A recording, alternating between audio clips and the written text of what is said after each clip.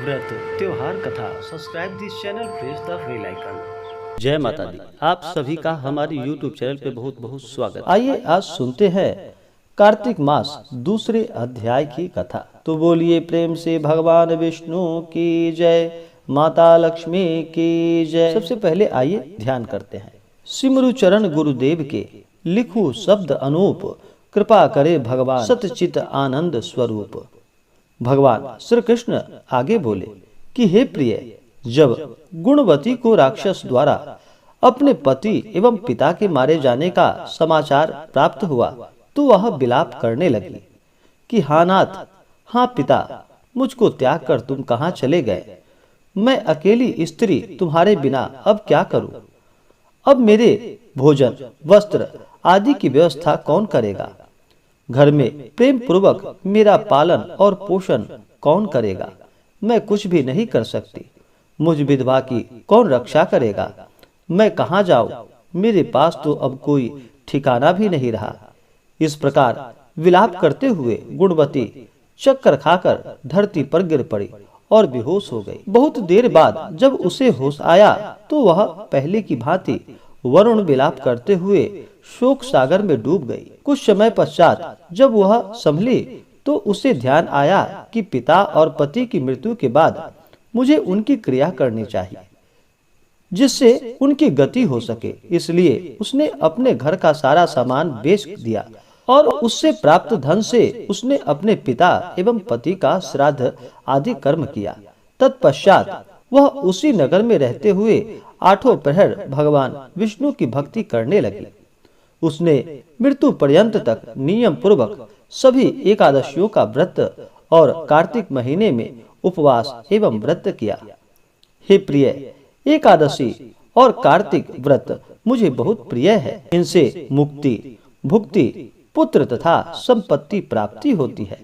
कार्तिक मास में जब तुला राशि पर सूर्य आता है तब ब्रह्म मुहूर्त में उठकर स्नान करने व व्रत व उपवास करने वाले मनुष्य मुझे बहुत प्रिय होते हैं, क्योंकि यदि उन्होंने पाप भी किए हों तो भी स्नान व व्रत के प्रभाव से उन्हें मोक्ष प्राप्त हो जाता है। कार्तिक माह में स्नान, जागरण, दीपदान तथा तुलसी के पौधों की रक्षा करने वाले मनुष्य साक्षात भगवान श्री हरि विष्णु के समान है। कार्तिक मास में मंदिर में झाड़ू लगाने वाले, स्वास्तिक बनाने वाले तथा भगवान विष्णु की पूजा करने वाले मनुष्य जन्म मरण के चक्कर से छूटकर सभी पापों से मुक्त हो जाते हैं।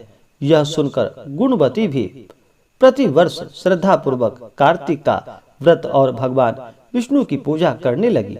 हे प्रिय, एक बार उसे ज्वर हो गया और वह बहुत कमजोर हो गई। फिर भी वह किसी प्रकार गंगा स्नान के लिए चली गई। गंगा तक तो वह पहुंच गई, परंतु शीत के कारण वह बुरी तरह कांप रही थी। इस कारण वह शिथिल हो गई।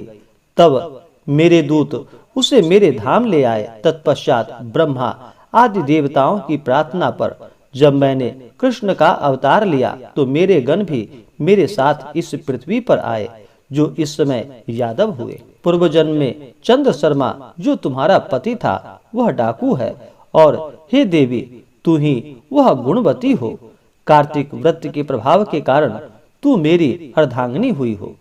पूर्व जन्म में तुमने मेरे मंदिर के द्वार पर तुलसी का पौधा लगाया था। इस समय वह तेरे महलों के आंगन में कल्प वृक्ष के रूप में विद्यमान है। उस जन्म में जो तुमने दीपदान किया था उसी कारण तुम्हारी देह इतनी सुंदर है और तुम्हारे घर में साक्षात लक्ष्मी का वास है।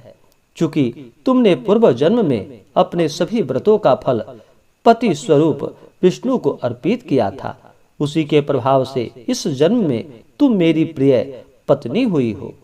पूर्व जन्म में तुमने नियम पूर्वक जो कार्तिक मास का व्रत किया था उसी के कारण मेरा और तुम्हारा कभी वियोग नहीं होगा। इस प्रकार कार्तिक मास में व्रत आदि करने वाले मनुष्य मुझे तुम्हारे समान प्रिय हैं। दूसरे जप, तप, यज्ञ, दान आदि करने से प्राप्त फल कार्तिक मास में किए गए व्रत के फल से बहुत थोड़ा होता है। अर्थात कार्तिक मास के व्रतों का 16वां भाग भी नहीं होता। इस प्रकार सत्यभामा भगवान श्री कृष्ण के मुख से अपने पूर्व जन्म के पुण्य का प्रभाव सुनकर बहुत प्रसन्न हुई। इस प्रकार से कार्तिक मास महात्म का दूसरा अध्याय पूर्ण हुआ। तो बोलिए प्रेम से भगवान विष्णु की जय, माता लक्ष्मी की जय। तो आशा करता हूँ कि यह जानकारी आपको अच्छा लगा हो।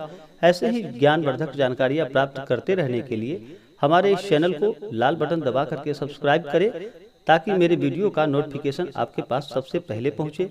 वीडियो को लाइक और शेयर करें। जय माता दी, धन्यवाद।